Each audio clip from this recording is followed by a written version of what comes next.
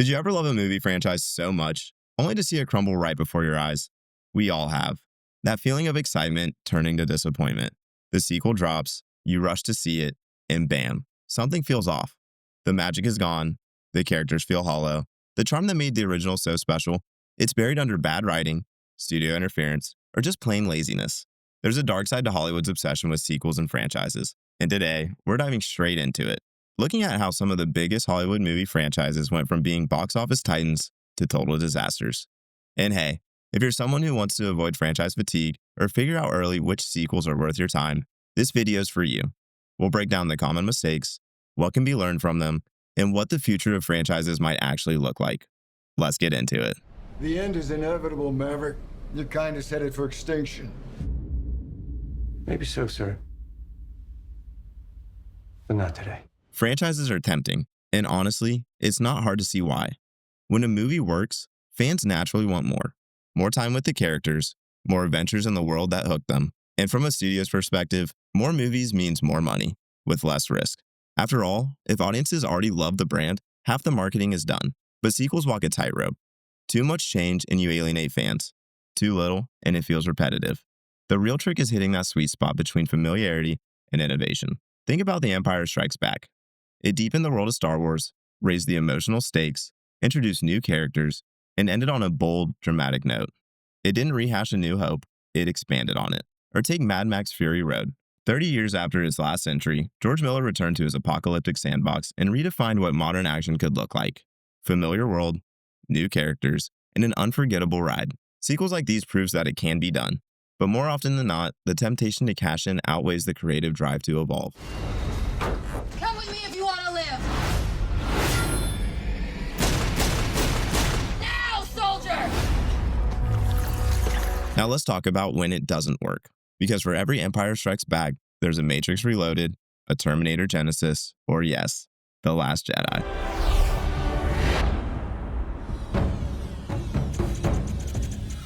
The first Matrix was lightning in a bottle. Cool concept, stylish execution, mind-blowing ideas. But instead of building on that in a grounded way, Reloaded and Revolutions doubled down on complexity, convoluted philosophy, bloated exposition, and the overuse of CGI. Suddenly, what felt intimate and revolutionary became cold and mechanical. Worse, it lost sight of what made The Matrix special: the mystery, the discovery, the transformation of Neo. By the end of Revolutions, most audiences weren't emotionally invested. They were just confused and a little exhausted. From the Terminator that was sent back to kill me, I know, but we already took care of him. We have been waiting for you. Few franchises have fallen harder than Terminator. After Judgment Day, every sequel has tried and failed to recapture the magic. But Genisys is the worst offender. It ignored the established timeline, rewrote core characters, and overloaded itself with plot twists that made zero sense. John Connor is a villain. Time travel resets everything again. The story got so messy, it became impossible to care about what was at stake. And while Emilia Clarke and Jai Courtney tried, the casting didn't carry the weight. Arnie returning was supposed to be the big draw, but nostalgia alone couldn't save a movie that didn't understand its own mythology. To show me my place in all this.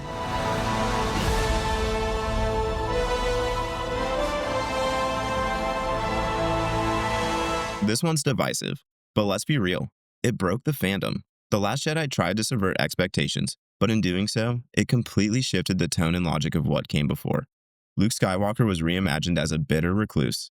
Snoke, a big mystery from The Force Awakens, was casually killed off. Major plotlines were dropped or reversed with little payoff. To some, it was bold. To others, it felt like betrayal. The reaction was so intense that The Rise of Skywalker ended up being a clumsy retcon fest. The damage was done. Star Wars, one of the most beloved franchises in film history, became a cautionary tale about the risk of creative whiplash.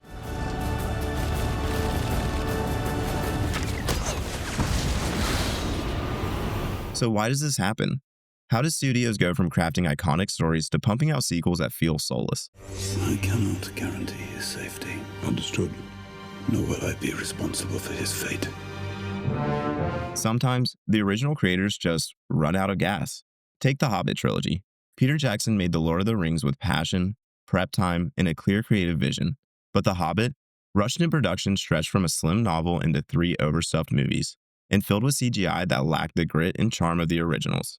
You could feel the difference, and it wasn't just fans.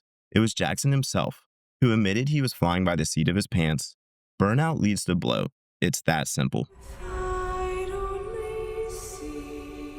Oh, I'm not gonna kill you. I'm just gonna hurt you.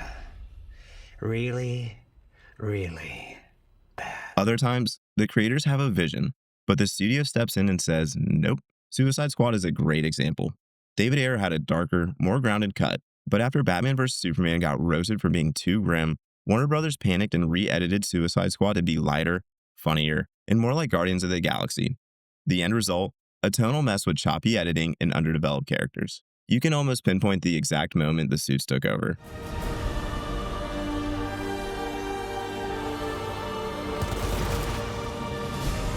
And finally, sometimes the problem is chasing the high. The Hunger Games had a clear arc, but after its success, Lionsgate tried to turn Mockingjay into two parts, stretching thin material into unnecessary fluff.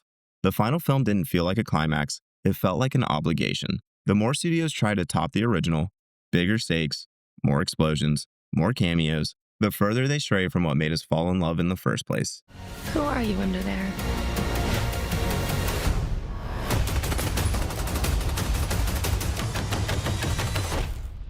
I'm vengeance. So, what can be learned from all this? Not just for studios, but for us, as fans and viewers. I mean, you built a time machine out of a DeLorean? If you're gonna build a time machine into a car, why not do it some stuff? Not every story needs a sequel. Not every franchise needs to last 10 years. A tight, complete trilogy will always outshine a bloated mess. A well-defined narrative arc can preserve a legacy. Dragging things out too long, that just leads to diminishing returns.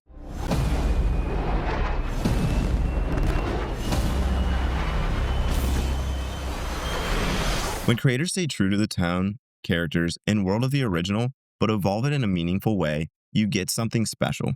That's why Top Gun Maverick worked. It respected the legacy, it gave fans what they wanted, but also brought something new. It didn't overwrite the past, it built on it. Franchises go wrong when they forget what made them special in the first place.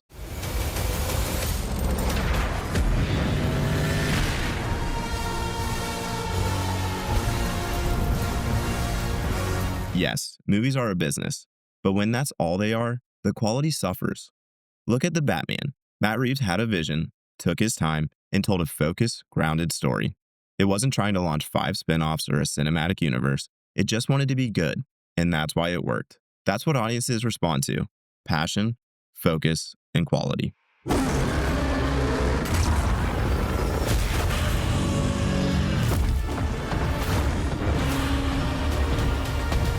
So what does the future of movie franchises look like? Honestly, it's complicated, but there is a reason to hope. They've always been wrong about me. I get scared, but that is being human, and that's my greatest strength. Marvel changed the game. Now everyone wants a cinematic universe. DC's trying again with James Gunn. The MonsterVerse is still going with Godzilla x Kong. Even Ghostbusters is in on the action. But here's the catch. Interconnectivity only works when the individual stories are strong. Otherwise, it's just a content machine with no soul. Show me the one whose safety deemed such destruction. Streaming has created new opportunities and new problems. Franchises now extend to shows, spin-offs, limited series, and that's cool in theory, but it can also lead to oversaturation. Think of how Star Wars went from being special events to just another show on Disney+. The line between movies and TV is blurring, which means franchises need to be even more careful about quality.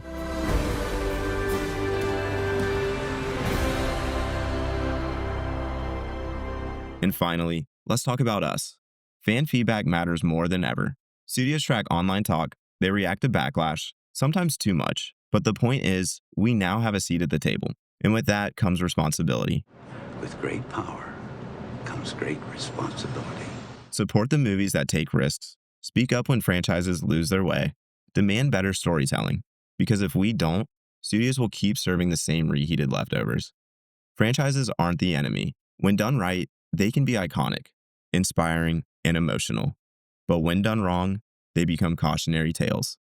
If there's one takeaway from all this, it's that longevity means nothing without quality. It's not about how many movies you make, it's about how many movies you make well. So next time you're watching a sequel, reboot, or spinoff, ask yourself, does this feel like a story that's worth telling, or just another chapter in a brand that forgot what made it special?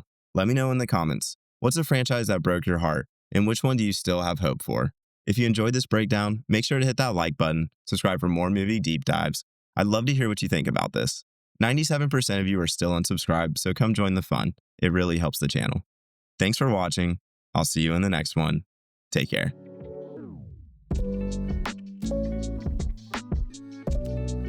Thank you.